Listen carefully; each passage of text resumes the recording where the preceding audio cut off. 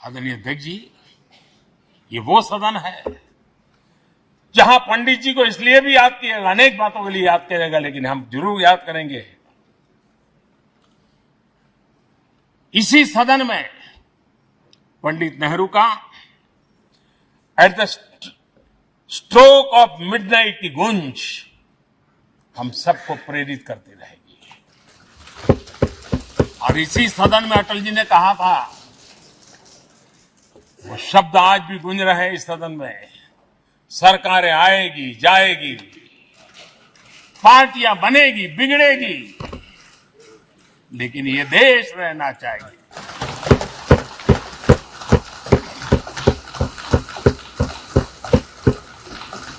आदरणीय अध्यक्ष जी, पंडित नेहरू की जो प्रारंभिक मंत्री परिषद थी, बाबा साहब आंबेडकर जी एक मंत्री के रूप में दुनिया की बेस्ट प्रैक्टिसेस भारत में लाने पर बहुत जोर दिया करते थे।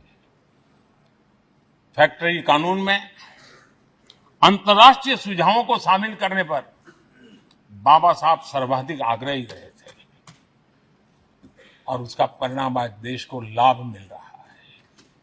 बाबा साहब आंबेडकर ने देश को नेहरू जी की सरकार में वाटर पॉलिसी दी थी और उस वाटर पॉलिसी बनाने में बाबा साहब आंबेडकर की बहुत बड़ी भूमिका रही थी। आदरणीय अध्यक्ष जी,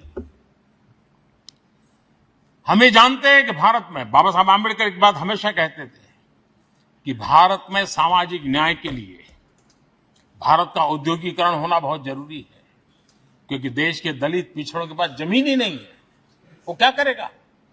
औद्योगिकरण होना चाहिए।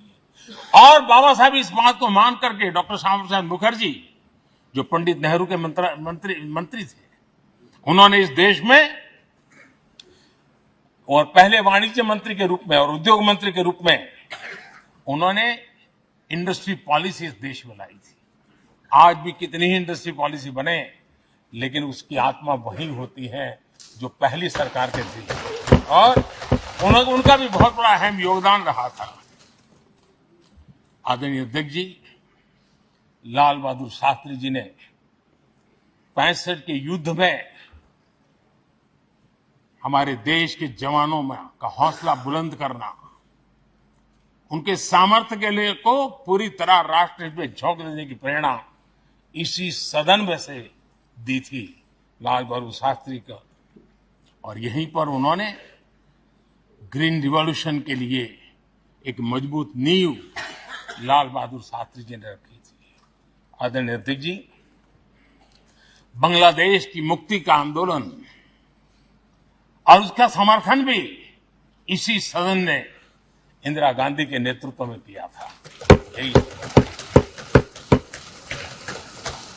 इसी सदन ने इमरजेंसी में लोकतंत्र पर होता हुआ हमला भी देखा था, और इसी सदन ने भारत के लोगों की ताकत को एहसास कराते हुए मजबूत लोकतंत्र की वापसी भी इसी सदन ने देखी थी।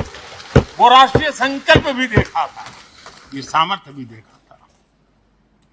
आदरणीय अध्यक्ष जी, ये सदन इस बात का हमेशा ऋणी रहेगा, क्योंकि इसी सदन में हमारे पूर्व प्रधानमंत्री चरण सिंह जी ने ग्रामीण मंत्रालय का गठन किया था, रूरल डेवलपमेंट मिनिस्ट्री।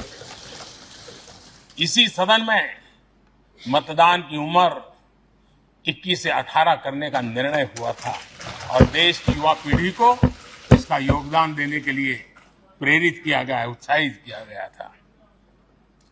हमारे देश ने गठबंधनों की सरकारें देखी, पीपी सिंह जी हो, चंद्रशेखर जी, और बाद में एक सिलसिला चला। लंबे अरसे से दिशा में देश जा रहा था, आर्थिक नीतियों के बोझ तले देश दबा हुआ था, लेकिन नरसिम्हा राव की सरकार थी जिन्होंने हिम्मत के साथ पुरानी आर्थिक नीतियों को छोड़ करके नई राह पकड़ने का फैसला किया था, जिसके आज देश को परिणाम मिलते हैं। अटल बिहारी वाजपेयी जी का सरकार भी हमने इसी सदन ने देखी। सर्व शिक्षा अभियान देश में आज वो महत्वपूर्ण बन गया है। आदिवासी कार्यालय मंत्रालय अटल जी ने बनाया, नॉर्थ ईस्ट का मंत्रालय अटल जी ने बनाया, न्यूक्लियर टेस्ट भारत के सामर्थ्य का परिचायक बन गया।